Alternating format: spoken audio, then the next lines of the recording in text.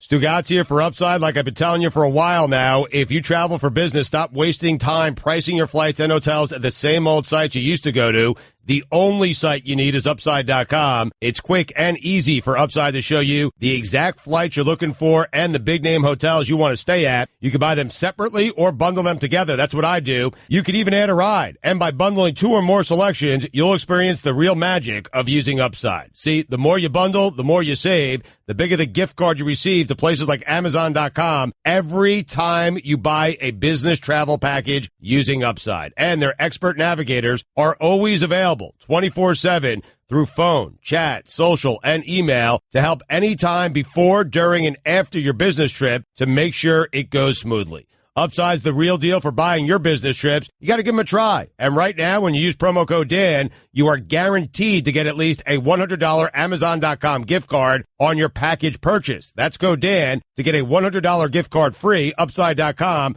the better way to buy business travel. Minimum purchase required. See site for complete details. What if I told you some stories you need to hear to believe? Everywhere you went, Dan and Dave, Dan and Dave. And that's these 2 athletes that are going to go to the Olympics this year, and it's going to be settled in Barcelona. When Reebok approached Dave and I, the first thing both of us said, neither one of us are on this team yet. The thought never, ever crossed my mind that Dan nor Dave would not make that Olympic team. The all-new 30 for 30 podcast. Subscribe now on the ESPN app or Apple Podcasts. 30 for 30 podcast is presented by Mini. We're finding the best sports stories for you right now. And to do that, we're behind the wheel of the new Mini Countryman, the biggest Mini yet. Please proceed to the highlighted route. To find great sports stories, you have to get out into the world and follow your instincts. That's where the new Mini Countryman's all-wheel drive comes in handy. With all 4, we can chase down a story in the city, the country, and most places in between. No matter what story you're chasing, the new Mini Countryman will help you find it. It's available now, and so are 30 for 30 podcasts. This is the best of the Dan Le Batard Show with the Stugotz podcast. I just saw on the television the center fielder for the Milwaukee Brewers, the way that he won the game yesterday. Kean Broxton, I believe his name. He went over the wall, last play of the game, brought a home run back, and it's a game-ending catch where you're stealing a home run. And I've got to imagine that feels as good or better than the hit that wins the game. A walk-off homer? A walk-off. I think the walk-off homer might be the only thing that feels better than that. But a walk-off single I don't think feels as good as that. If you see the video of him climb the fence, grab the ball, and then he's feeling himself. The last time I remember seeing something like that was Robert Horry. You remember when Robert Horry hit the shot? Shaq, I think, batted it out, yes. Hit the shot. Against Sacramento. But he stood at half court just nodding his head. I think he had his arms folded, just nodding his head and waited for everyone in the celebration to come to him. Broxton when he caught the ball, he comes back over the fence with the ball. The pitcher's yelling, bleep, yeah. And he's just asking the crowd for noise because he knows he just won the game. I can't imagine a lot in that sport could possibly feel better than that. No, and made to feel better by the fact that he did it against the Cardinals. It was a close game, 6-5, and the Cardinals right on their heels. Both those teams contending for the second NL wild card spot. And it was important on top of everything else for their chances. Something got glossed over here in the last segment that we did. We do a local hour here before we do the national show. And in the last segment, this is what happened. We had 3 people on. We determined what Marty Smith has in his hair. Mm-hmm. He told us everything that he puts in his hair because we just saw him on television on the back of a pickup truck in Tuscaloosa, and he was going 35 miles an hour and his hair wasn't moving. It's American Crew Firm Styling Gel. It's like $25 a pop, man. It's expensive stuff. Okay, so, yeah, and he's on the track to stardom, so he can afford it.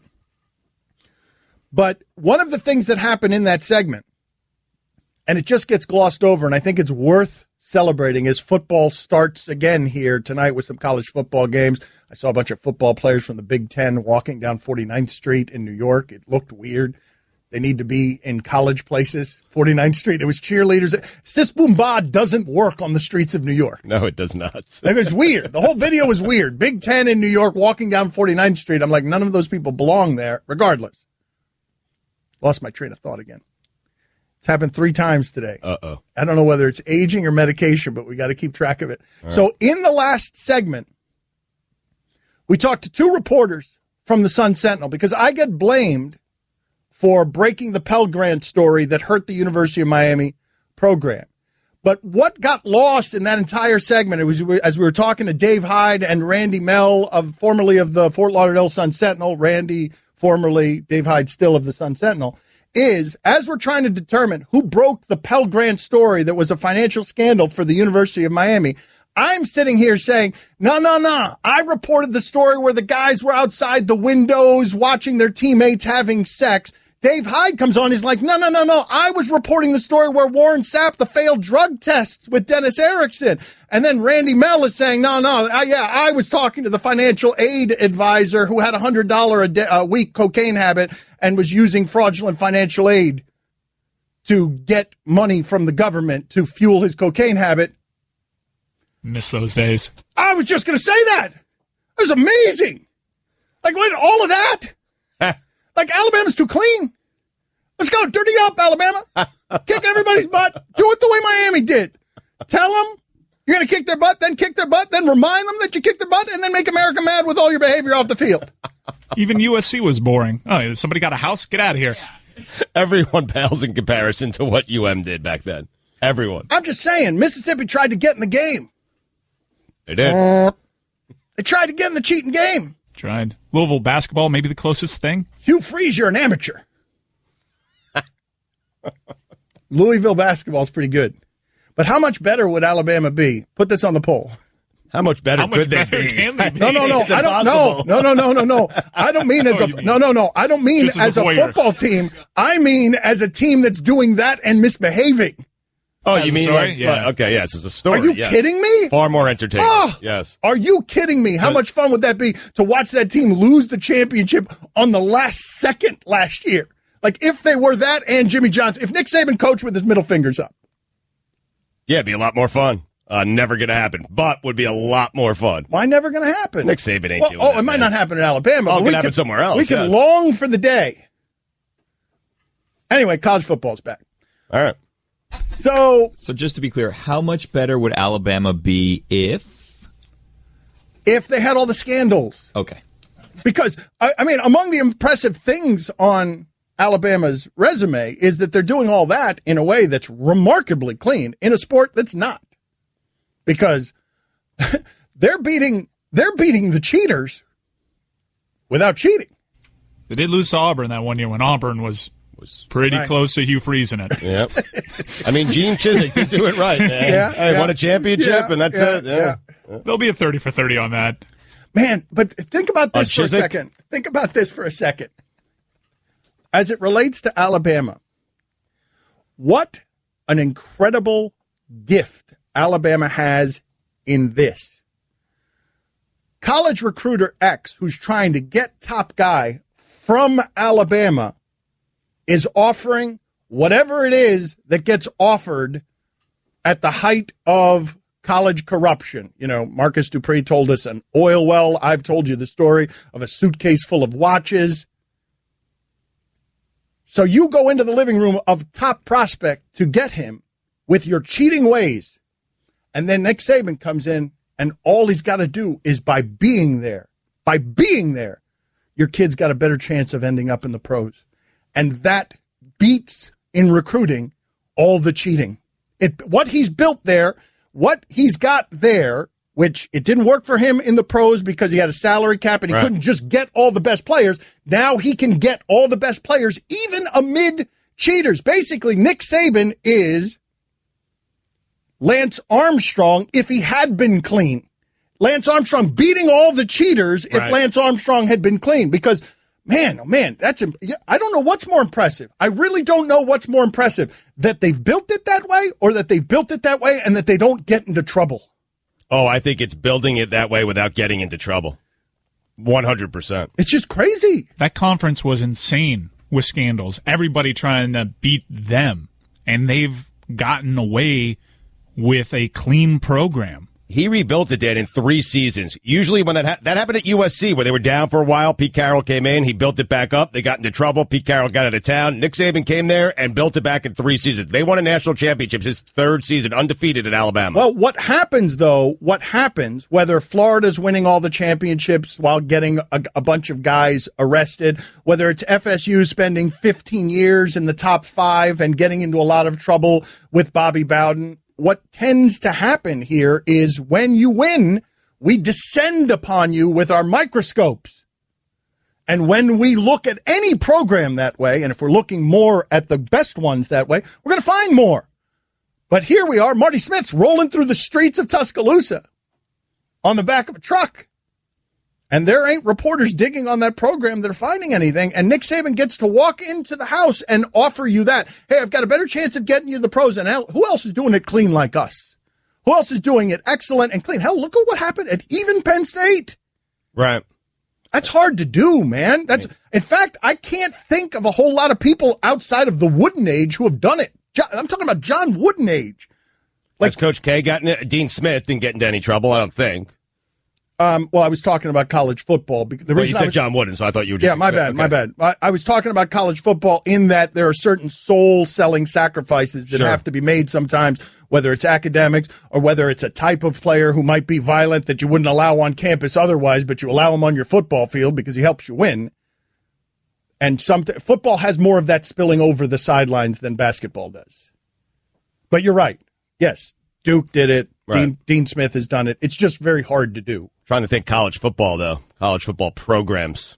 Because you're right. We didn't find out till many years later, but Paterno and Sandusky and that whole thing, and everyone kind of held them up as... It's just really hard to keep... it's really hard to keep all of the dirt out of the news. Baylor is a Baptist university. Yeah, look at that. They're supposed to hold themselves to a higher moral code. Mm-hmm. They came out of nowhere. We start poking around. Good God. Speaking of religion, Mike, do you feel alone with your Joel Osteen take? Do you feel alone with Mike Ryan? Felt bad for Joel Osteen. He said that Joel Osteen, the preacher in Houston, he said he was at the wrong end of a witch hunt. And, man, it's been funny to watch. Well, funny's the wrong word. Just him on television wearing various shades of makeup, looking worse than he does on Sundays every time. And him trying to defend himself because we are holding the rich religious person or the person who's made his money off of religion. We are absolutely holding him to a higher standard, demanding that he opens the doors to his church. And he's now on a PR tour trying to say, hey, I wasn't keeping people out. But it would appear that he was indeed keeping people out. Obviously, missteps. Obviously, terrible judgment at times. Just blocking that dude on Twitter that asked the question and that became a thing. But the whole fervor to bring down Joel Osteen, I'm just sort of confused by it. It's bizarre to me. Mike, what's bizarre? Mike, you should not be confused about that. There's a lot of hypocrisy going on with it, and now you have entities like Slate saying Joel Osteen's a reason why is responsible for the fall of religion in America. Like, let's get a grip. Well, there is a hostility toward the religious in America that the religious feel, and I don't blame the religious for feeling bitter about how attacked they are. So, yeah. When you say get a grip, though, on have some perspective, didn't we just play the promo yesterday of some person whose name I never have heard of before saying boxing goes to sleep forever if Conor McGregor wins? Like, we do that one all the time with these grand proclamations that are absolute. Myron Metcalf, yeah. I think. I'm not sure. Okay. I'm on it. Don't get on it. It's unnecessary. Oh, I'm already there. No, it's not. I don't want to do Myron Metcalf talk. All right. It's Myron Metcalf. That's what I just said. Yeah. Just confirming it for you. All right. Good work this segment. You got it. ESPN Radio is presented by Progressive Insurance. You can save hundreds on your car, business, or recreational vehicle insurance from a local independent agent. Go to Progressive.com today. Now, that's Progressive. Here's your SportsCenter update. What are you laughing at? What are you laughing at over there? Good work this segment. You got it. You accepting what was clearly a sarcastic insult as a compliment is very you. Take them when I can get them. Dan Le Batard. I feel like everything we just did was racially insensitive, and I'm good with it. Stugotz. It is deadline day. This is the Dan Le Batard Show with the Stugotz on ESPN Radio. Texter writes in, I'm on the West Coast, woke up early to hear Dan's list of divas. Speak on it. This was yesterday. We were talking about divas, trying to identify who's a diva. Is J-Lo a diva? I did not make a list of divas, but perhaps we can. Mike Ryan was very good at this yesterday, but he's a music snob, so he's only allowed to talk about these things in the voice of Mel Kiper Jr., so maybe he'll give us a list of divas in a second as Mel Kiper Jr. But before we get to that, a tweeter writes in, Stugotz, I think you mean the Lions, not Matt Stafford. It's a team game. I'm still getting this the last couple of days because I'm talking about Stafford. I'm just curious about this. What do you do with this? And I'm not even going to the racial place here. All right, this is some sort of crusade you've created against Matthew Stafford. But explain this to me. Just explain this part to me. Okay. Colin Kaepernick, if you believe he's not in the league for reasons that have to do with merit, people point to the San Francisco 49ers, how terrible they were, and that they lost. They lost a lot last year. Mm-hmm. And I looked at that 49ers team, and they had a whole bunch of people quitting and not a lot of skill talent. That was a bad team. They couldn't stop anybody on defense. It was simply a bad team. But in the case of Colin Kaepernick, you guys are willing to tell me that the 49ers lost because of Colin Kaepernick. Matthew Stafford has a losing record in his career. He's 51-59 in his career. Right. How is it that Colin Kaepernick can be in a place where when he loses, it's his fault, but Matthew Stafford could be in a place where when he loses, it's not his fault? I mean, I guess it's a fair point. Personally, I haven't blamed Colin Kaepernick, and I haven't heard too many people say the Niners were bad because of Colin Kaepernick last year. I just didn't hear that. Kaepernick had his best season last year. Well, it wasn't his best season, but he was good. It wasn't his best season. All right, he was really, really good. He was fine. He wasn't really, really good. He was fine. He was fine. I don't know. I mean, I'm reading. He wasn't really, really good. Well, he was not. Kean Fahey, who we love, who's our football expert, did a quarterback piece, and he is saying that Kaepernick had his best season in the NFL last year. I'm reading it right here. Please pull up the box score to the Chicago Bears game. For the love of God. No, wait a minute. No, wait a minute. I don't want to do this again. I don't want to do Kaepernick talk again. Okay. And forgive me for doing this. In fact, I'm going to eject right now without any more thoughts on the subject. You did this. Yes, my fault. Let's go back to Matthew. Let's go back to. Oh, look at it. I've got it. It's stuck in there. Hold on. Let me shake it out. Let's go back to Mel Kiper Jr.'s list of divas. Go ahead. What do you got? What do you do? Are you going to rank them for us? How are you going to do this? Definitely got my big board out today, Dano. Number 6 on my Diva big board is Adele. Now, I'm a little bit lower on her than most. I think she could have used another year before making the jump, but she undeniably has a powerful voice that can really move the sleds. Some teams concerned with their conditioning. I think it works for her. As high of a ceiling as anybody on my board. Really? Okay, really? That's number 6. That's a great list you've put together there. Adele's number 6, but yes, 5 now. Number 5 on my board is Rihanna. This powerhouse burst on the scene in 2005 with Ponda Replay. Was definitely yelling, "Come, Mr. DJ." Turn the music up ever since. Packing some serious hardware with 193 awards. We're talking Grammy, VMA, Billboard, BET, Doak Walker, Teen Choice. You can definitely consider me a member of the Riri Navy. Really? I would not have had Mel Kiper as part of the Riri Navy. I did not know that Riri had a Navy. Most divas have an army. She says she has a navy. Okay, very good. I'm guessing it's because she played a sailor in that terrible movie Battleship. Number 4, Mel Kiper's list of divas. His big board is out today. Number 4 on my diva big board is a legendary Kim Carnes. Now, a little bit longer in the tooth at 72 years old, but this 2-time Grammy winner definitely has all the intangibles. You talk about a Betty Davis eyes, a sneaky commercial hit that stays with you just like her distinct raspy voice. I mean, this is a bad list. It's a bad list. I like that we're doing it, but that can't be number 4. Veteran leadership from Kim Carnes. Okay, that can't be. Number 3. Number 3 on my list is Alicia Keys. This girl is on fire. Number 2 on your list of Mel Kiper's list of divas. Number 2, definitely on my diva big board is Whitney Houston. Definitely been going back and forth on this one throughout the process. Dan certainly has all the tools. You talk about an "I Will Always Love You," arguably the greatest ballad of all time, but ultimately I couldn't escape the off-the-field concerns. Hanging around with a shady group. Dan, this has a lot of team executives a little nervous, a little gun-shy to pull the trigger on Whitney Houston. He's dead! That would be an off-the-field concern, Dan.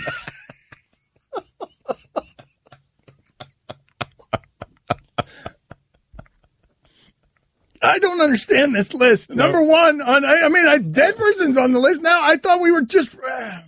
Number one, ranking of divas, Mel Kiper's greatest diva in the history of divaness. Number one, Beyonce Knowles, 5'7", 137 pounds, extremely confident in her abilities, powerful voice, incredible agility, has proven she can be part of a team, but also go out on her own and win you a game. Astonishing lower body strength, too. She could probably squat a cement truck, Dano. Consider me a loud and proud member of the Beehive. She's overcome a lot of adversity, weak teammates, lack of roster continuity, pregnancies, Becky with the good hair, displayed incredible resiliency, and there's a reason she's bae.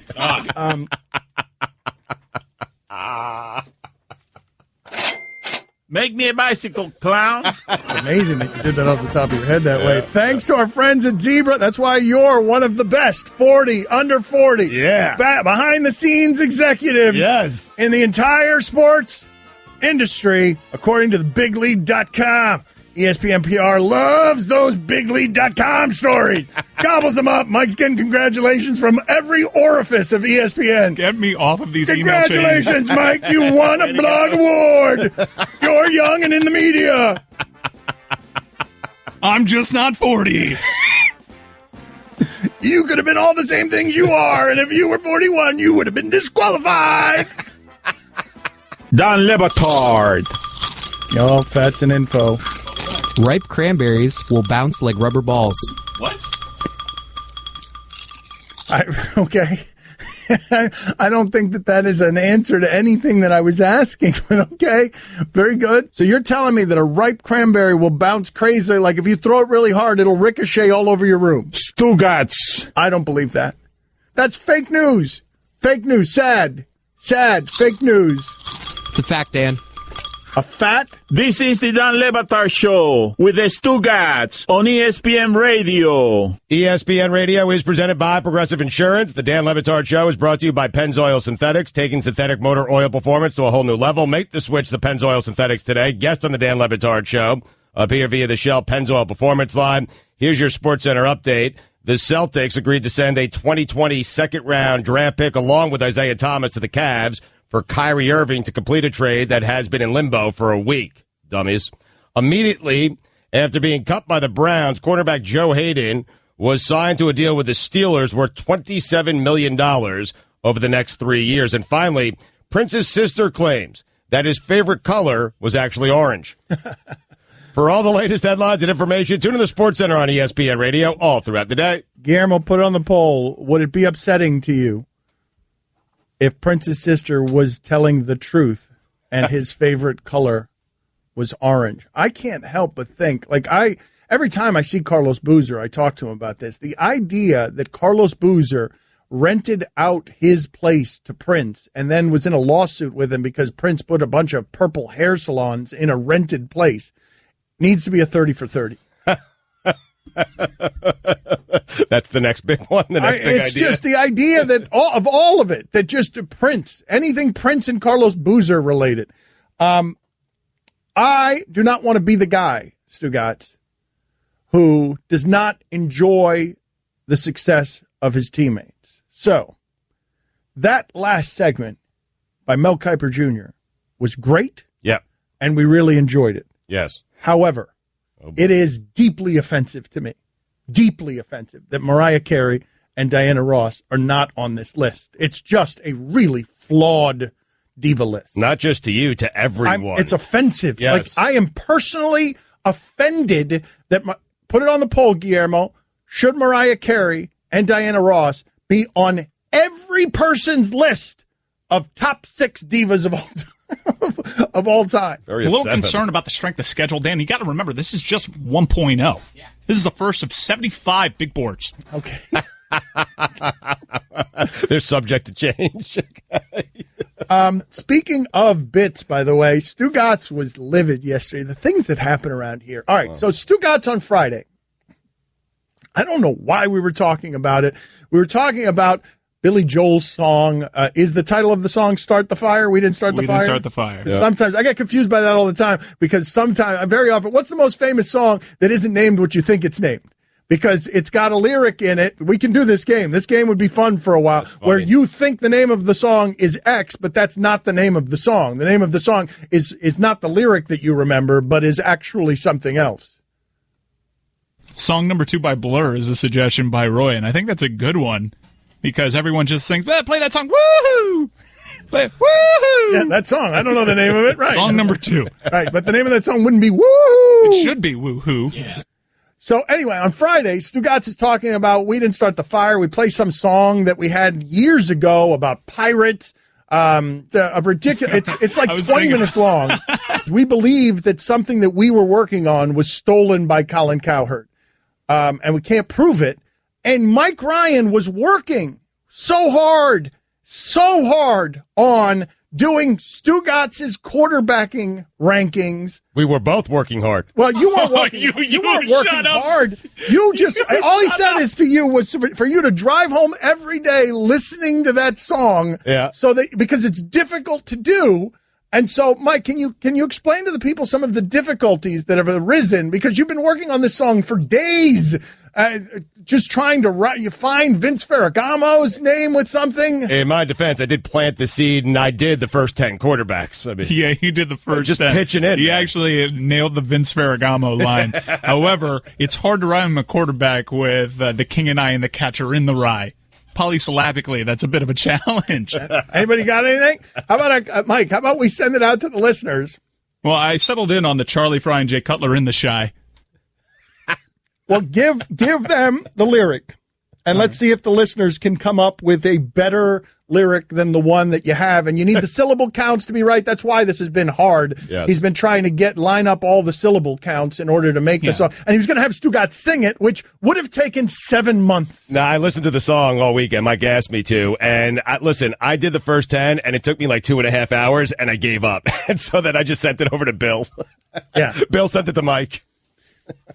I only got so far. I was like the hook will take care of itself. I know I want to do We Didn't Start the Topic because the whole joke would be his top 5 and it would go on and on. Right. It would be a 13-minute song. Right, you would have to his fade top out 5 would have 100 quarterbacks in it. Correct. Yeah, so I think it was Aaron Brooks, Trent Green, Jeff George, Derek Carr, Steve Barkowski, Archie Manning, Vince Ferragamo, Jim McMahon, Russell Wilson, Elvis Gerback, Tony Romo, Ron Jaworski, Don Mikowski, Timothy Tebow. Yeah, see? Fun. And it is fun, but it would take Stugotz so long to do that. It would be wonderfully terrible. But it's been stolen. Okay, but are we giving up on it, or do we need a fresh lyric? What's the lyric that you need to make rhyme with the syllable count, Mike? Well, the second line, things start falling apart. Okay, the wheels start coming off around Warren Moon, Big Ben, Danny White, Jake Delhomme, Bart Starr, the Charlie Fry, and Jay Cutler in the Shy, Henry Burris, Drew Brees, New England's got a Brady, Tommy Maddox, David Woodley, Bubby Brister, Sean Hill.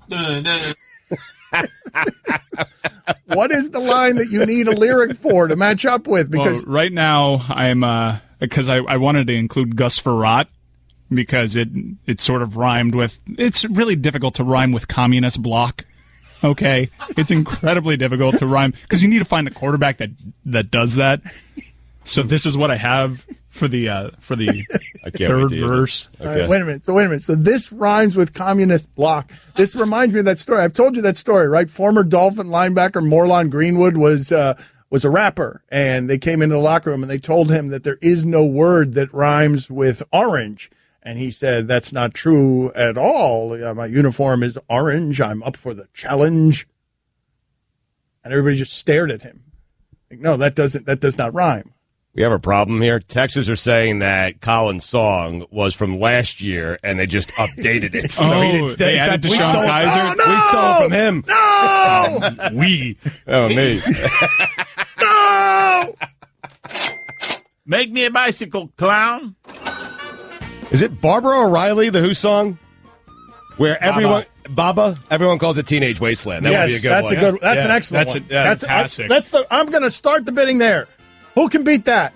Who can beat that? The Teenage Wasteland is not called Teenage Wasteland by The Who. If you could beat that, have a crack at it. At Le Batard Show on Twitter. We told you about Zebra Pens. Again, their new sponsor. You've come strong. You always come strong when we ask you to come strong. And Zebra's asking you to come strong because they're sponsoring stuff. They support what we do. I can't believe it. I was blown away. I think the entire show was blown away the other day when I just asked people to go out and support Zebra because they support us. They support Ron McGill, and you guys all went to the store. Hold on a second. All right. Bobby Hoying, Rodney Pete, Klinger, and Esiason, Drunken Miller, Testaverde, Wazoo's Luke Falk. Communist block is tough. Wazoo's Luke Falk. But are we still careful with that name? Are we still doing this? Yes. All right, good. We're going to excellent plow ahead. Okay. There are no new ideas, just borrowed and stolen ones. Don't forget, you can hear more of my sons Dan and Stu weekdays starting at 10 Eastern on ESPN Radio and ESPNU. Daddy, where do babies come from? Honey? Mommy went to the store. Oh, well, you see, there's a mommy and a daddy, right? Right. And see, when they call Geico, they could save a bunch of money on car insurance. Oh, really? And that makes them happy? Yes, that makes them very happy. That's good. Yeah. Well, I'm glad we could have this talk, Sunshine. Geico, because saving 15% or more on car insurance is always a great answer. Don Le Batard. Game day bucket, go boom! Stugotz. I do like that idea, Goldie. Greedy. I like the idea. I have a friend named Goldie. I called you Goldie. This is the Don Le Batard Show with the Stugotz on ESPN Radio. All right, I need some help here, please, from the team. I feel like I'm about to have a new man crush. Josh Norman was the man crush, and he was supplanted by Aaron Rodgers, the present man crush. Mm-hmm. But Le'Veon Bell is charging hard into this discussion. I love that he is spending this holdout double middle fingers. I don't think I've ever seen anything quite like this where he's playing with it. He's fooling around with his holdout. Like, this is something, in my time, the holdout has been a really polarizing thing, and the athlete gets crucified and everybody in the media jumps on him because fans and management and media are all aligned, get the valuable player back on the field, quit being selfish. Right. And Le'Veon Bell, did he just come out? This is the part I need help with. Did he just come out with a rap song in which during his holdout he just said the price of the brick has gone up? Like, is he talking about the Steelers there? First of all, let's make sure all of this is true. Sometimes I can be fooled by fake news. He's doing it in response to his teammates. And what he is saying in his rap, which is terrible, by the way, he is saying that his price is $17 million. Because 26 is savage. Well, you said what? That's what he said. You said the rap is awful. I've not heard the rap. I don't trust your judgment on these things. All right. I mean, you shouldn't trust my judgment. I'm just telling you it wasn't very good. But what was the tweet that he had? What was the tweet that he had here recently, Mike, in response to, I'm going to find it. First, let's find out if he is indeed rapping about his holdout. I would like to know that. But he is having some fun with the form. You know what I mean? Like, he's not sitting here taking a beating as the holdout.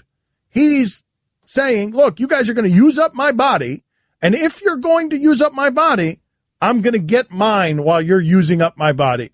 And I don't care if you guys think that looks or feels selfish.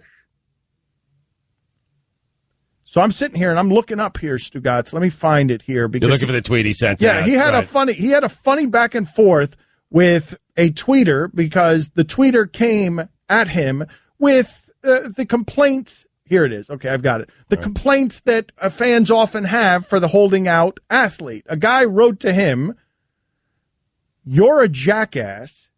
How about you shut up and play some football? I hope Tomlin sits you week 1. So you're a jackass. How about you shut up and play some football? I hope Tomlin sits you week 1. And his response is, I'm confused. Do you want me to play or do you want me to sit? Like, he's just fooling around with it. Usually the guys, in my experience, the holdout, and this is a social media change, in my experience journalistically over my lifetime, the holdout is almost always quiet, trying not to make the mess that inflames for everybody, unless, you're TO and you're doing sit-ups and out. Right. But he's having fun with it and kind of making it messy, which is different and kind of entertaining. Here's the rap that he put out on social media. Yeah. Hey, B. Yeah, I see y'all, cuz. Big dog. I got pups bigger than air, bud. Are you aware, bud, why I'm not at practice? I'm going to need 17 because 26 is savage. They say the franchise should be enough. Pockets of Professor Clump. Come on, lad. Let me get back to my day. I can't keep showing Buddy love. Is that good? I mean, it's all right. It's just I like the content better than the freestyle. But did he indeed? Was there anywhere? I already said it, so I'm out there with it. But the price of the brick just went up. Is that somewhere? Is that somewhere in any of the lyrics? I mean, he's referencing in that alone. He's saying they're saying 17's enough, but 26 his jersey number is the Savage. Sign the franchise then or whatnot. I'm translating. Right. Thank you, Mike. But this is it's a new age. Like I'm pro player. I'm perpetually confused by the idea that most of the people who consume sports, they themselves are not employers, and yet they tend to side with management. Many, the grand majority of people listening, if they were in Le'Veon Bell's position, they would want the support of those fans. Oh, absolutely, yeah. But the fan rarely supports the holdout because everyone's aligned. Media, team, and fan interests, everyone's aligned on let's make the Steelers matter, get out on the field, quit being selfish. And when you have that pressure, usually the player bows before that pressure. He's not bowing. Not this guy. No. And he must be making Pittsburgh so mad. He must be making the city of Pittsburgh so mad by treating this like, nope, pay me mine.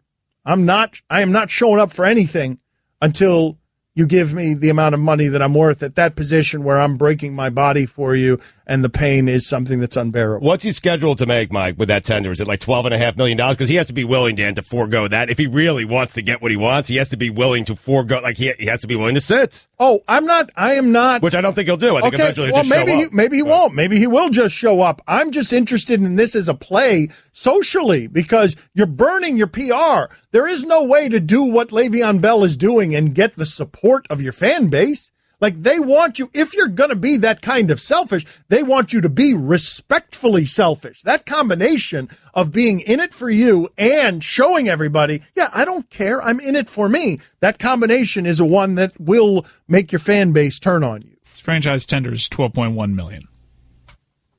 And he's great. Oh, he's amazing. Phenomenal. He's a super fun player to watch. Yep. And I just love, can we get him on? I mean, he's out there talking. Let's see, Allison, go after Le'Veon Bell. I'd like to talk to this guy. Let him know that this is a friendly space, that this is a space where what he's doing, his work is appreciated. Because you know how much I love that stuff, right? I know you do, yes. Yes. How alone am I with that one?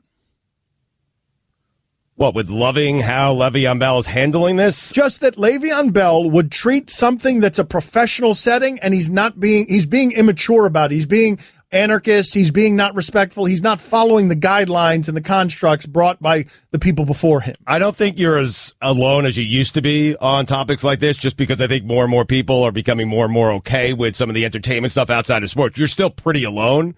But I think people also realize that this guy is really, really good. Where people get upset is, man, you're being offered $12.1 million to go play football this year. Go play it. Well, but that's I ain't making that kind of money, and I'll never make that money. No, but this is the question that I'm asking you, and this is why I'm saying that the way that Le'Veon Bell is handling this is almost, while I like it, the worst way to handle it if you want to alienate the people who cheer for you and pay for you. Like, this is the worst way. I like it, but I don't think many do. I don't think many people think it's funny. They think it's disrespectful to the business, the church of football, and, all the stuff right that comes with that. Well, I think Pittsburgh fans are probably freaked out. I think, fans of other teams in that division are probably laughing at it. Well, give me all the things. Let me do it this way. Let me do it another way. Outside of crime that takes the athlete physically out of the huddle or out of your team's uniform, the valuable athlete, and puts him without freedom behind bars. Outside of that, is there anything worse that an athlete could do to his fan base than hold out and then treat that holdout? Give me the examples of things that can be done that aren't actual crimes, that hold out, so not be available to your team, and then while holding out, make fun of the whole thing. Right. Because I'm not sure there's anything that can run the fans off. Like, give me Give me the hypothetical that you guys would imagine. What else could Le'Veon Bell do outside of what he's doing? Like, to me, there are even some crimes. Stugotz. Ray Rice had plenty of support in Baltimore. He did what he did, but people loved Ray Rice, and they started talking about the body of work, and they wanted him back, and he's not nearly as good as Le'Veon Bell. But actually, I found, you know what? I found the one thing that would be worse than the hypothetical athlete holding out and then making a mess while he's holding out, distraction, hurting the team, blah, blah, blah, blah, blah, blah. Being great and being all of those things. I'll pay $5 for my phone going off there. I thought I heard something. Keeps happening. How about quitting on your team? Bat mitzvahs. Just quitting on your team. Time for some ads. Like not being available, like Calvin Johnson? Yeah, like Calvin Johnson or something like that. Yeah, same family, though. Yeah. I mean, but Calvin Johnson is a good example because Calvin Johnson quit, and there's that. Quit silently, quit elegantly, and then just recently, Calvin Johnson quit and badmouthed the franchise. And then people got really mad at Calvin Johnson. Again, the Lions fans got mad at him again for it's like, man, you're going to quit on us and you're going to bury us on the way out? I think the Ricky Williams thing is just a different stratosphere. Kind of like that, yeah. That was nuclear. Yeah, just quitting. Well, the starting point, right? Kneeling for the national anthem. Game over.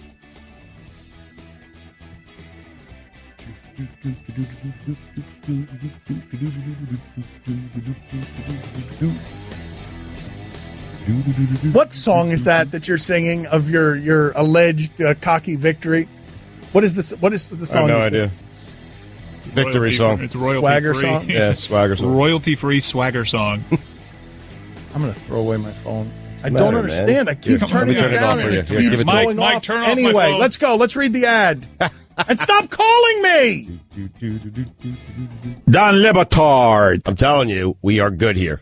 Trust me. I've never let you down. Stugotz. It's like living a life. Imagine living your life, and every time you take a step, you know you might step on a landmine. That's my life. I'm married to a minefield, and he doesn't know that he's a minefield. It's just like, trust me, Dan, we got this, while cleaning the chocolate out of his teeth with his tongue. This is the Dan Le Batard Show with the Stugotz on ESPN Radio. Texter writes in, listening to Dan and the crew talk about the problems with the football salary cap and the disincentive to strike made me think of the replacements. In retrospect, that's a hot piece of player shaming garbage propaganda that was probably secretly financed by NFL owners. Guillermo, put it on the poll.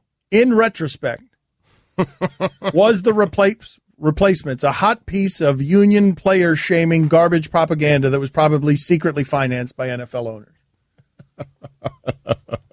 Le'Veon Bell, many of you guys are writing in. Many of you are writing in, it'll all be forgotten. It'll all be forgotten if he has 3 touchdowns and 100 yards or 200 yards in the first game. And yes, of course, you're absolutely right. But I'm talking about while you're in it. While you're in it and Le'Veon Bell's body isn't helping your cause and he's fighting for his own body and his own cause, that's what I'm talking about, the unrest before he starts proving his value to you again. I don't think people will get mad until he starts missing meaningful games. Then they'll start to get really I think mad. They're mad now. I don't know. Well, I think they're mad now. He's harming the team. He's not getting his reps. He might not be in shape. Okay, but are fans watching how many guys who have been injured here in the preseason? I'd actually prefer Le'Veon Bell to just show up regular season week 1. Like at 12:30 on Sunday, just show up and then run the ball 30 times. With a koozie and a cigarette. Just show up at 12:30 and have... healthy, yes. He's playing the Browns. He'll go for $150 that way. Exactly. I mean, really, Stugotz? What do you mean? Well, how do you think Steelers... 12-15. I mean... How do you think Steelers fans feel about what's happening right now? I think they're concerned. I think everyone kind of feels like Le'Veon Bell is just, when he needs to, will come back. When the games start to become meaningful, he will come back, and he'll take his $12+ million, and he'll play out the season. I think they're concerned. I don't think they're angry yet because he hasn't done anything that has cost them anything yet. He doesn't show up for week 1, then he's in trouble. But he'll be there 12-15. Don't worry about it. And that's when I want him there. Well, let me ask you this. So this tweet from this guy who's writing in, I'm a Steelers fan, and I'm starting to not want Le'Veon back. He didn't get what he wanted, so now he's raising his price. Is he dumb? Yeah, and that fan is lying. Because he does want him back, and he'll be the first guy in a Le'Veon Bell jersey, Heinz Field, second row, cheering when he goes for 32 yards against the Browns in the opening carry. Hey, give me a break. You believe that guy? He's starting not to want Le'Veon Bell back? Why? Because he's missing the preseason and practice? Who cares? The best running back in football. I want him there 16 times. I don't care. I don't care what my best players do for the remainder of the week. I just want to see you 16 times a year, and that's it. Maybe 20 times a year. That means we've gone to the playoffs and advanced to the Super Bowl. That's about it. That's the only time I want to see you. I don't care what you do with the rest of your time. Okay, I don't care what you do with the rest of your time. I only want to see you 16 weeks. And this is one of these great places where we corner Stugotz on. He takes no inventory of things that he's said or done in the past. You killed Mark Sanchez for going out to a nightclub after a playoff loss. Right. Like, you crushed him. Yep. You want your players to care as much as you do. Go home after the loss. Do what I did. I went home. I put my head in my hands. I was upset. I need him to feel the type of pain that I was feeling as a Jet fan. And Mark Sanchez, make no mistake about it, is no Le'Veon Bell. It's just not. Okay, not the point. The point being that when it's your player doing this, you'd have a different reaction. If this was a Jets running back doing this, this is not how you'd be talking about it. That's my point. And my point is that you do care about what your guys are doing outside of the 16 to 20 weeks when he's your player, when he's a guy on your team helping your feel good. You think I would care if Bilal Powell wasn't in camp right now? Well, I mean, honestly. Well, I can't name any of the Jets. So he doesn't care. I'm talking about like when I don't want anyone to show up for the Jets this year. No one. I want 0-16. In Stugotz's defense, Ryan Fitzpatrick had a high-profile holdout last year, and he didn't really care. Nope. Because it's Ryan Fitzpatrick. Hold out all you want. Okay, for as long as you want. Okay, fair enough. I don't want to see you 16 times a year. I never want to see you. Okay, yeah. But Bell, I'd like to see 16 times a year. I mean, Bilal Powell, Matt Forte, who's 42 years old, whatever. You know what? He's been on your team for 5 years. He's not good enough for me to know his first name. Okay, hold on a second. He's a sleeper, though. B. Powell. That is Straight Talk. It is brought to you by Straight Talk Wireless, nationwide coverage of America's largest and most dependable 4G LTE networks. Guillermo, put it on the poll. Are you stunned that Jets fan Stugotz does not know how to pronounce the name of his running back? B. Powell. Don Batard. Stugotz talking about movies is one of the most amazing things you'll ever see. He says he wants to know in a movie's title what a movie's about, and he was just yelping and complaining. Stugotz. Well, I mean, Dances with Wolves, which is one of the most overrated movies in the history of movie making. The guy never dances with a wolf. If the title of the movie is going to be Dances with Wolves, then I want to see a guy dancing with wolves. Costner never did it. Right. You were waiting 3 hours for a guy to dance with a wolf. This is the Don Batard Show with the Stugotz on ESPN Radio. Guillermo, can you help me with something, please? Giancarlo Stanton, we are a Miami show, proudly Miami, and Giancarlo Stanton is having one of the most historic seasons ever in the history of South Florida sports. Giancarlo Stanton is a little bit of a statue. I don't know that we know him to have an effervescent personality. But I don't know if you saw the home run derby when he was calling the home run derby compared to all the other stiffs they brought up there. Effervescent. Okay, yes. And maybe he's grown some, right? Because he's been a young player. We've seen him grow up around here over the last 7 years, and so he's getting more comfortable with who he is, and evidence of that would be a video that I saw today. And I didn't know what it was, and I did not know what I was watching. I felt a little dirty watching it, and I also felt a little bit aroused and sensual watching it. So help me out here, Guillermo. What the hell was I watching? So Lexi Pantera is famous for, twerking videos. She has lots of followers on Instagram. She's also a musician, and in her latest video, Giancarlo Stanton is like this apple of her eye, let's say. And she's kind of scantily clad. Hold on a second. He's too young. He's Over, under, young, put it on the poll, age of person who uses the phrase apple of your eye. Over under, put it at 95. Age of the person who uses the phrase apple of your eye. Continue. Well, she's kind of, like all over him. Like she mounts him. She's kind of grinding on him. Then he's like rubbing her arms and stuff. But like like in most situations, he's a bit stiff in the video.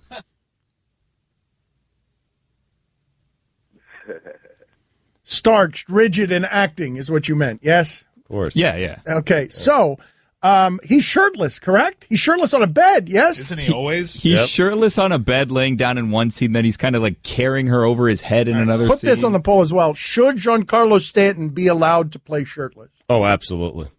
Would it still say Stanton on his back, though? Yeah, a tattoo.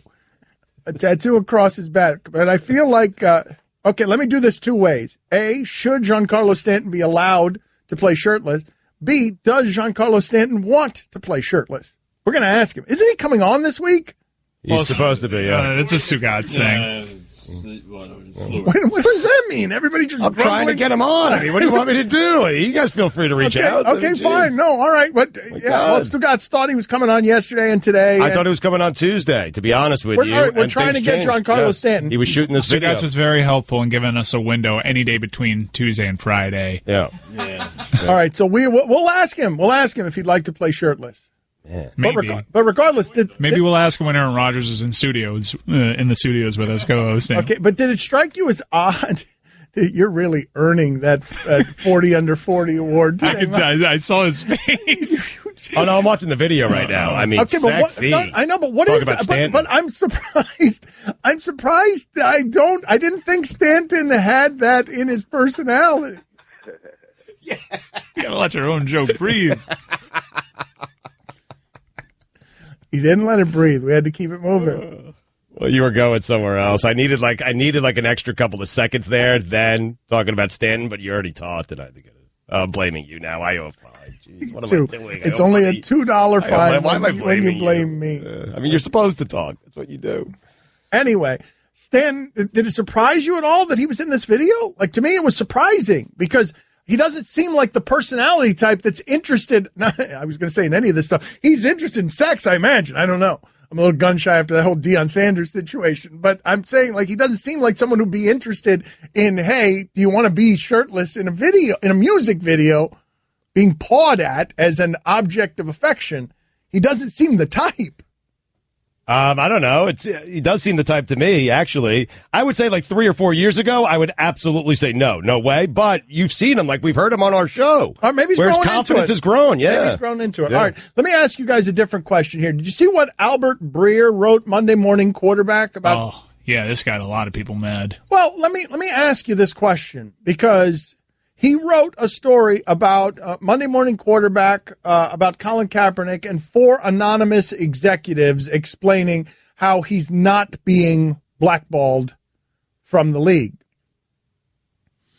And you've heard me say before how much cowardice there is in that sport at the top. It's just really bothersome to me that these people anonymously are willing to trash a guy or smear a guy and they don't put their name on it. And Albert Breer gives them that opportunity by way of explanatory journalism. Here's why Colin Kaepernick's not being blackballed. And the question I want to ask you is, the last time I heard Albert Breer's name is he was demanding proof from Adam Jones that he had been called the N-word and didn't believe it because he himself had not encountered racism in Boston. And so he's telling Adam Jones, this reporter is telling you that he wants proof from Adam Jones on his claim that he was called the N-word in Boston. And here he's allowing these guys anonymously to trash Colin Kaepernick. Do you find it at all problematic that those two things coexist, that no one else is writing this column where 4 executives are explaining why someone's not being blackballed, and it just happens to be the one guy who was also willing to say to Adam Jones, I don't think you're telling the truth, prove it? Like, don't you find both of them? I mean, you're asking me if inconsistency bothers me. You're asking the wrong person. Okay. I mean, I don't think that that's inconsistency. What I'm asking, it's kind of inconsistent. I think. I don't think it's inconsistent. I think it's being consistent. Actually, it's uncomfortably consistent to me. But he wants proof from Adam Jones. But he's allowing guys to smear Colin Kaepernick. But he's not asking them to name their name or name their team. No, the part that's uncomfortably consistent to me is the idea that when the black guy claims something, we need proof. And when the black guy's being wronged, we're going to allow 4 guys anonymously to not offer proof, but anonymously they're going to offer their explanation. That's the part that's consistent. I don't feel like necessarily you were listening to much of anything that I was saying. I mean, I saw you start typing as soon as I said Monday morning quarterback. I saw you go furiously. I was making sure Albert Breer was the guy who was demanding that out of Adam Jones just to make sure that we were okay to move forward with this conversation. That's what I was doing.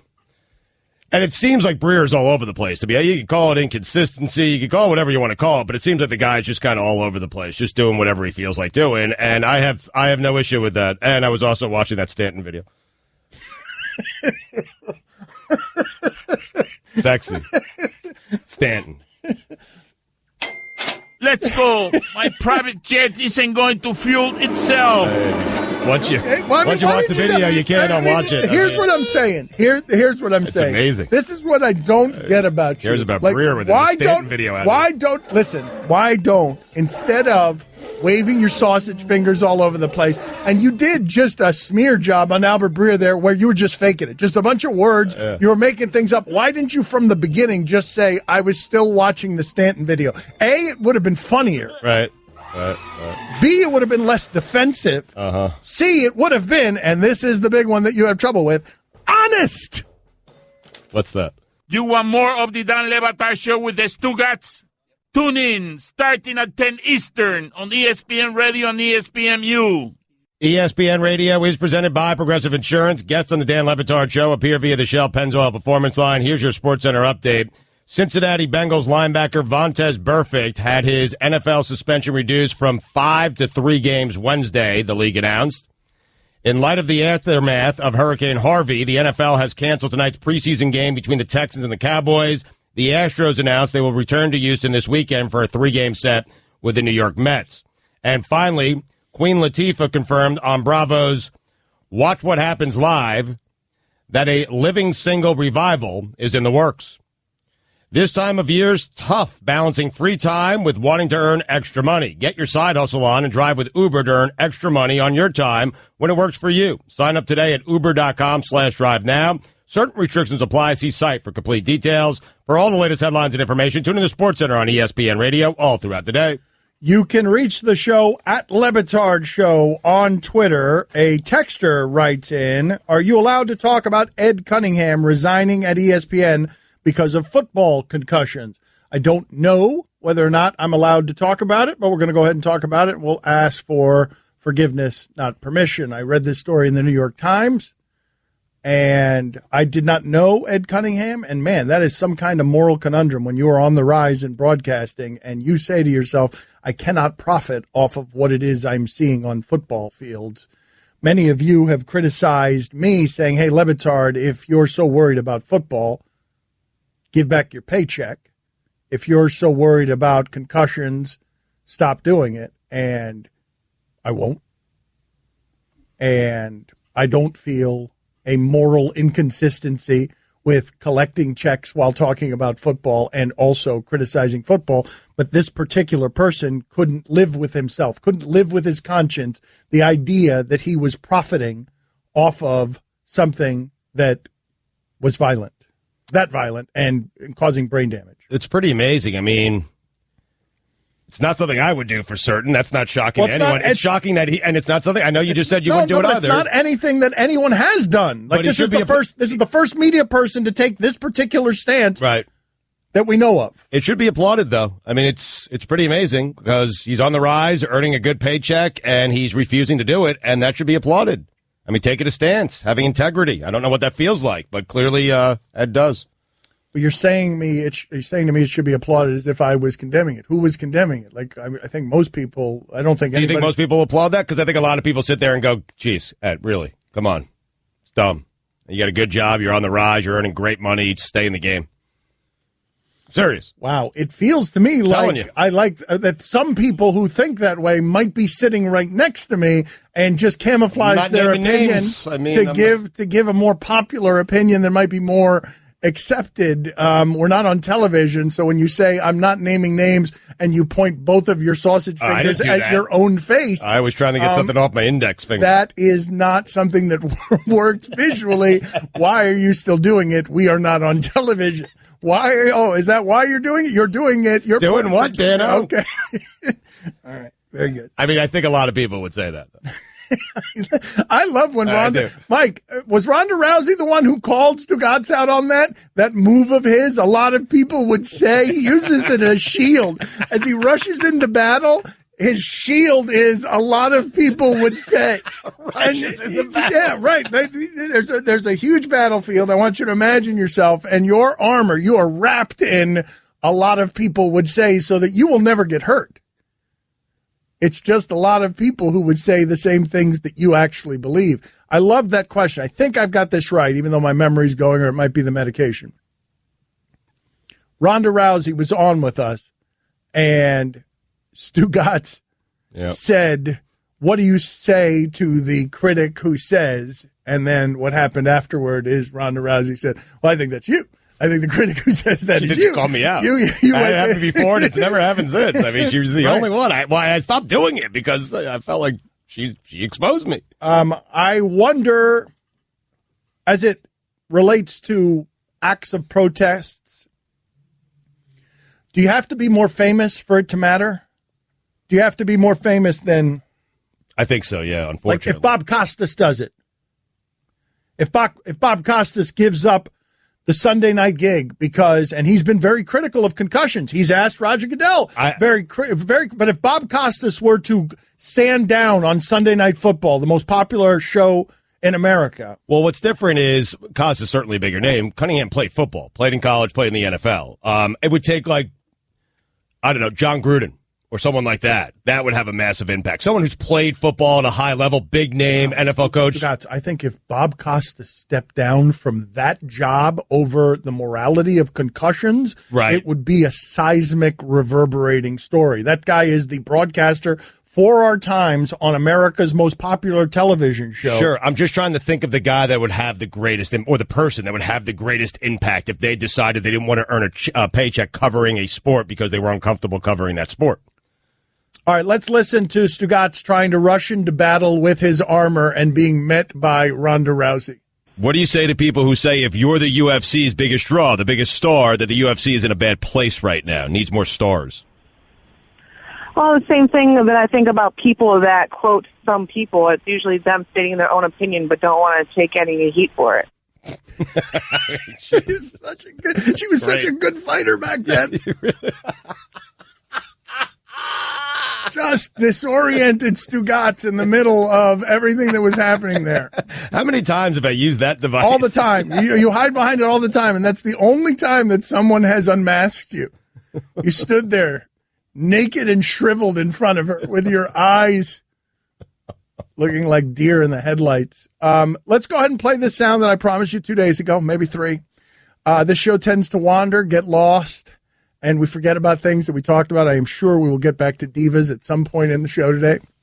But in the wandering earlier this week, I told you about some uncomfortable sound that I have still not heard, but Mike says is funny. Mike has heard it. It is from WEEI in Boston. Tom Brady is on there. Mike, help me set this up here. What is funny about this sound? Is it just pure awkwardness? Is there any funny to be found outside of the awkwardness? Plenty of funny to be found only in how awkward this soundbite is. It is 2 minutes of just uncomfortable radio. Okay, we don't mind that around here. We'll sink into it. We enjoy that. So let's see here whose side you're on. Let's start this new game. We're just starting it right now.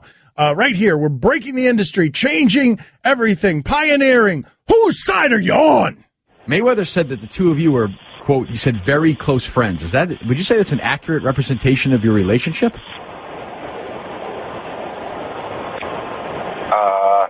No, I met him a couple times, so I think he's a great fighter. That was a great fight the other night. Did you watch? Did you order it? Did you pay for it? No, I saw it the next morning. I was had a friend's wedding I was at, so it was a fun night for me. I had a lot of my friends in town, and one of my great friends got married, so it was a fun night. And were you rooting? Were you and your guys, your friends, rooting for Mayweather? No, I was at a wedding. I know, but were you hoping? I mean, I was just saying at the break, I don't find either guy very likable. I was watching it last night saying, I don't care. But that's what I said last week when he said it. We were talking about it. I said, I can't imagine that Brady, I've met you one or two times. Our dealings with you seem like a good guy. I mean, you must know about Mayweather's history of domestic violence. I can't imagine you'll be friends with a guy like this.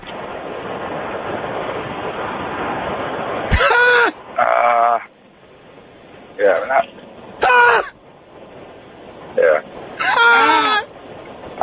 I met him a couple of times. Like I said, I think he's a great fighter.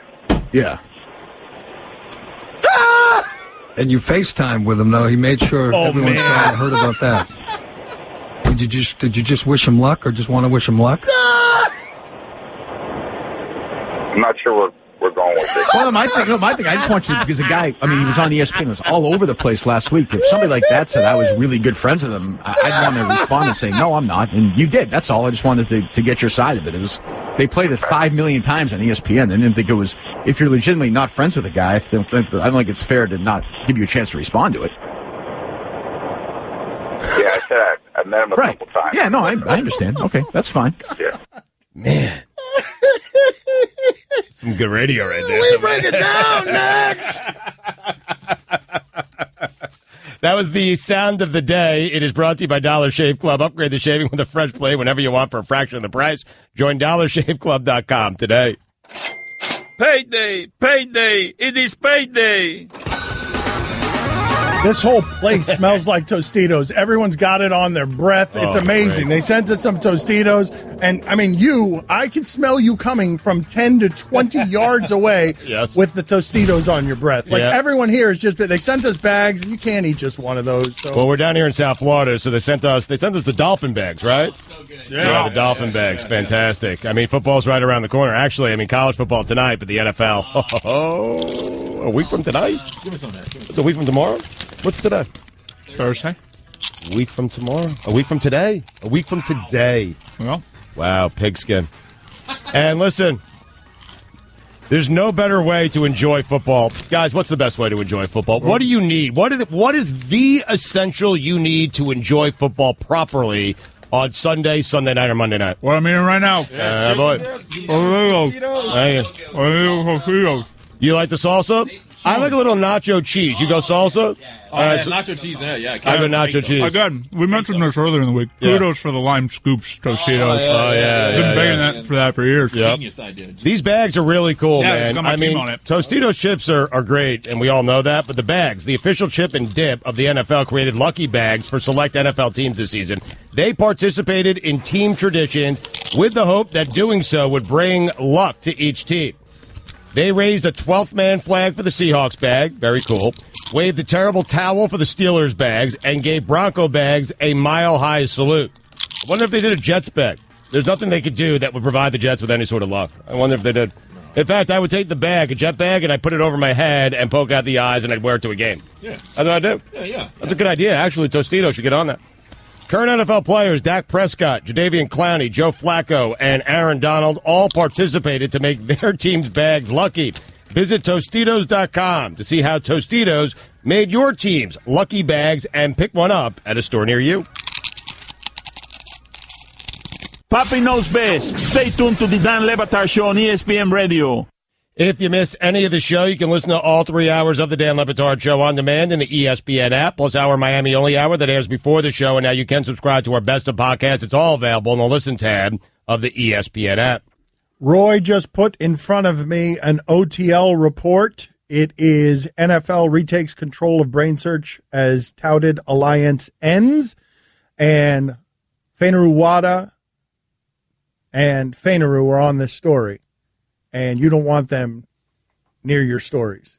near your sport. You don't want them. If those two are on your story, on your scent, something bad is going on. You don't want them around anything that you're doing. I just always find fascinating this conflict that ESPN has where they're business partners with this entity that they also have to report on, and all of this concussion stuff makes it complicated to have this partnership. So now ESPN is reporting, and the dateline is London, since announcing a $100 million commitment to concussion research last year. The NFL has funded just one study examining CTE, the brain disease that has shaken pro football. But that study isn't focused on football players. It's focused on jockeys. The project, run out of a 4-story brick building in northwest London, aims to find out why high concussion rates in horse racing don't translate into deteriorating brain function in later life, a question that many scientists believe has little to do with football. The study is led by an Australian researcher who once described American coverage of CTE as carry on and hoo-ha, and a British doctor whose concussion presentations sometimes have included flippant jokes and video of tumbling jockeys set to slapstick music. At one presentation, the widow of a CTE victim, a former British soccer star, was so offended she stormed out of the room. So ESPN is sending its investigative dudes to London. Go read that story. What do you make of that? Like the fact they're doing it on, which part? Which part? You just threw all of it back in my lap, and so I was just laughing. Well, you've done that to me before, so that's why my laughter. That's why I'm laughing. Right. You just took. How's it feel? I read all of that and gave it to you, and then you just threw it back at me like if I was reading too fast, and you said, "What do you make of that?" And you just threw the whole thing right back on me. All the respite I had from talking was, "What do you make of that?" That's all the respite I had. So what do you make of it? Answer the question. I'm just wondering, what was your thinking process while I was reading? Why are we doing studies on jockeys? That's all I could think of. And why is the NFL only paid for one study? That's all I could think of. Okay, go read the story. So what do you think now? Let's move on. Well, let's go back to people what we are were listening. They tune in. They want to hear eloquent Dan Batard, plugged in journalist, very good with words. His thoughts. You read the story. It's okay. Let's move on. Gave you my feelings on it. You did. It's my character, and now I'm just wondering if you want to expand on it. You didn't give me any of your feelings on. Regardless, let's get back. Jockeys don't play football. It doesn't add up. Are they trying to prove? Are they trying to show you? Hey, look, in this sport, CTE doesn't do anything long term, and therefore it doesn't do anything in our sport. What are they doing here? Your thoughts? Let's go back to what we were laughing about in the last segment. Teasing it. That's fine. 12:30? My thoughts, 12:30. Nice. 12:30 Eastern. So, Tom Brady, that was a piece of art. Everything I was watching there, I imagined Brady in the pocket, sort of moving his feet ever so slightly and making that 300-pound menace just slide by it. Like he was just moving around. Like what I was visualizing is Tom Brady being interviewed while in full uniform, in the pocket, feet moving, tapping the ball. So that's what I was hearing there. And so the hosts of that show, they came after him pretty hard, but all of it's interesting to me for this reason. You've got athlete who will not say anything, and they are badgering him with 5 or 6 questions that are tougher questions than Tom Brady would like. But let's think for a moment about what is passing for tough question. Right. Tom, are you friends with this guy? Like the idea that Tom Brady would see controversy around every turn in a way that would make him not even answer that question in a way that was direct. You know, I love to read between the lines. His inability to answer it quickly and definitively, to me, suggests that they're good friends. You don't have to think about it. You're either friends with someone or you're not. I don't care about that portion of it. Okay? Yeah, I don't. Yeah.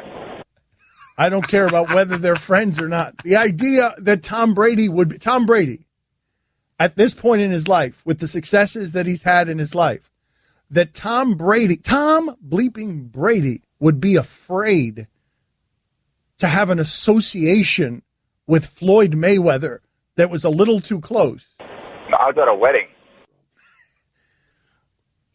To me, I marvel at all of it, that I would think that you arrive at a place in adulthood when you've been this famous for this long and had this many successes and powers stacked atop each other so that you have real confidence and conviction. You can go on a radio show and say whether Floyd Mayweather is your friend or not.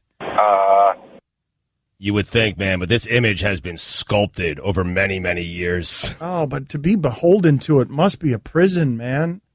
Seriously. Yeah. Right, Tom? I mean, I know, man. You're hurting. Yeah. I feel for you, man. Yeah. If you guys cheated during Deflategate, would you just answer that question by just giving me a long silence and then maybe a noise at the end?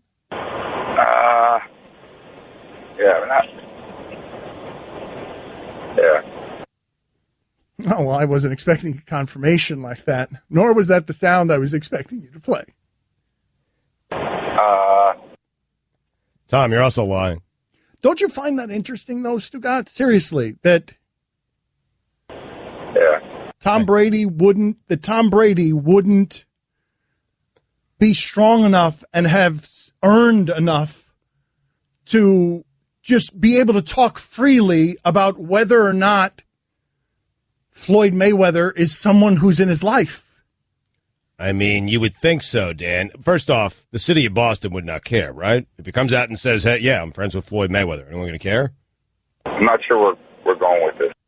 Just, but I think naturally, you would think that Tom Brady, yes, you would think he has done enough, accomplished enough, where he'd be confident enough to say, you know what, yep, he's my friend. But it just speaks to Aaron Rodgers. We talked to Mina Kimes about this. She wrote this story about Aaron Rodgers, and Aaron Rodgers wants to be seen, wants to be understood, is entering this next phase of his life where he has dismissed some of the things that he used to believe in and is now as a man searching for adulthood and wisdom and things outside of football. And he juxtaposed that with this. And he, this week, decided to summon what I imagine he believes is courage, is coming out and publicly taking whatever comes with saying, yes, Colin Kaepernick is being blackballed. Like, he's calculated enough to know that when he says that, it's going to become news and we are going to discuss it. He is entering 33 years old. Aaron Rodgers is entering this form of adulthood. Is Tom Brady stunted on this front? Like, just not now. He doesn't have to give us anything. Yeah. You know what I mean? But like, to be afraid to give you anything. Right. It does seem like a miserable existence. You're right. To be trapped in that. To be trapped in your image. But he's not. What I'm saying is he's so strong. But then clearly he feels like he is because he's not answering anything. He must. It is oddly confusing to me. I mean, you're walking around everywhere your entire life and giving answers like this. No, I was at a wedding. They asked him if he was rooting for Floyd Mayweather and he wouldn't answer it. No, I was at a wedding. But you know what I mean? Like what? Floyd, he got think about what I am saying. One of the most powerful and respected athletes in America cannot tell you what his rooting interest was in a boxing match everybody was watching Saturday. I'm not sure we're go to hell. Hey, buddy, you're listening to the Dan Batard Show on ESPN Radio. ESPN Radio is presented by Progressive Insurance. Guest on the Dan Batard Show appear via the Shell Pennzoil Performance Line. I was at a wedding. I wish people could see how that happened. It's just me. It's me. The way this happens is me saying to Mike, I am at a wedding. It's funny musically. See if you can do something with that. And so he puts in the bare minimum effort and produces this for you. I was at a wedding. and then he announces himself as one of the 40 best executives under 40, according to thebiglead.com sports executives. This is so bad. I was at a wedding. You told him like 5 seconds ago. I know, but do better. In 5 seconds? I was at a wedding. I was at a wedding. Here's your SportsCenter update.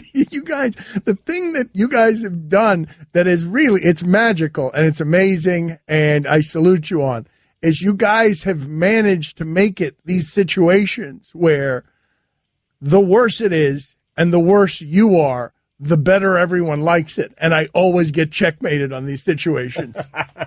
Wedding. Thank you. Excellent. I mean, you hate that about me, right? Yeah, most, yes. Are you done with your Sports Center or no? I don't even think you've started yet. All right, well, let's go. about? Let's go. I mean, we're doing stuff here. Was at a wedding. Cincinnati Bengals linebacker Vontaze Burfict had his NFL suspension reduced from 5 to 3 games Wednesday, the league announced. I was at a wedding. In light of the aftermath of Hurricane Harvey, I was at a wedding. The NFL has canceled tonight's preseason game between the Texans and Cowboys. The Astros announced they will return to Houston this weekend for a 3-game series versus the Mets. I was at a wedding. And finally, in a promo for the Season 2 premiere of Martha and Snoop's Potluck Dinner Party, I was at a wedding. Snoop Dogg and Martha Stewart I was at a wedding. recreated the iconic pottery scene I was at a wedding. from Ghost. I was at a wedding. Really? I want to see that now. No, I you need to want to that. see that? That doesn't Yes. sound erotic. Put That it on the sounds- poll. Yeah. All right. Do you want to see that? Do you want to see Martha Stewart and Snoop Dogg recreate the famous pottery scene in Ghost? Yes or no? For all the latest headlines and information, tune in to the Sports Center on ESPN Radio all throughout the day. Wedding. A guy writes in here because we've been playing the sound here of Tom Brady just giving the hosts of WEEI nothing. Why he says nothing. And this guy writes in, it's because Tom Brady is a smart conservative who knows that SJWs and liberals like yourself at ESPN rip people for their political correctness for every word. You losers melt over words, so Tom protects his every word. Liberal tard. What I'm saying to you is, if that is even so about Tom Brady, he shouldn't be in hiding. He's got the power and the success, if he believes in things, to move mountains with the power and success and the belief. So give us an opinion once in a while on something. But many of you don't care. He's excellent.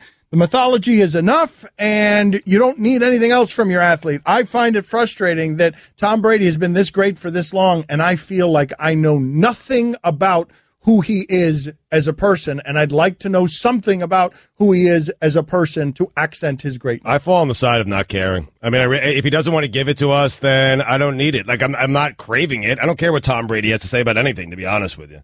Okay, it just seems like wasted power. It really does.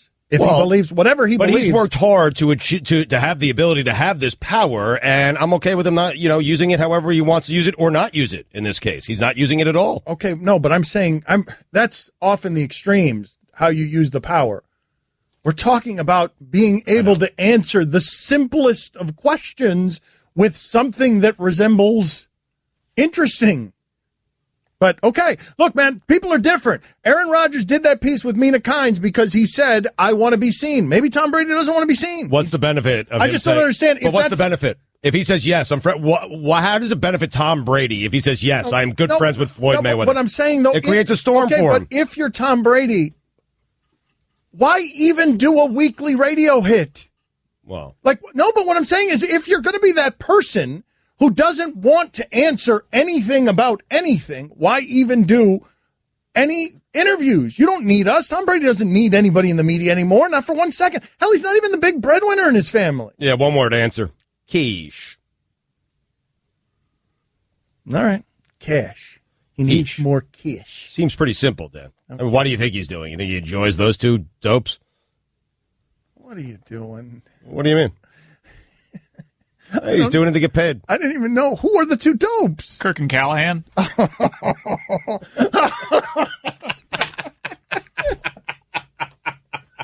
I didn't even know. Oh, dopes isn't strong enough. Payday, payday, it is payday. I did not know that. You didn't know that? No. College football season starts this week. Get your bottles of Dr. Pepper ready, and yes, you'll need more than 2 of them. Here's Stugotz to tell you about the Dr. Pepper. Yes, college football season is here. It's that time of year filled with coolers, cases, and cups of delicious ice-cold Dr. Pepper that leaves us all craving for more. I love an ice-cold Dr. Pepper. More big hits, strip sacks, flea flickers, onside kicks, pick sixes, tailgates, house parties, homecomings, rivalries, overtimes, double OTs, double threat quarterbacks. comebacks, upsets, or any excuse to storm a field and tear down a goalpost. Others crave 5-star recruits, cupcake schedules, Cinderella stories, a top 25 ranking, and, of course, the college football playoff invented by Mr. Ice Cold Dr. Pepper himself, Larry Culpepper. Then there are those weirdly specific cravings, like a solid 50-50 raffle, the corn dogs at concessions, starting a chant, saying hi to your mom on the Jumbotron, a good old-fashioned mascot fight, or maybe a fresh new koozie to keep your Dr. Pepper nice and cold. Grab some at your local store today and have yourself an excessive celebration with college football's greatest tradition. Dr. Pepper, the one fans crave. You can listen to the Dan Le Batard Show with the Stugotz 10 to 1 Eastern on ESPN Radio, and you can watch on ESPN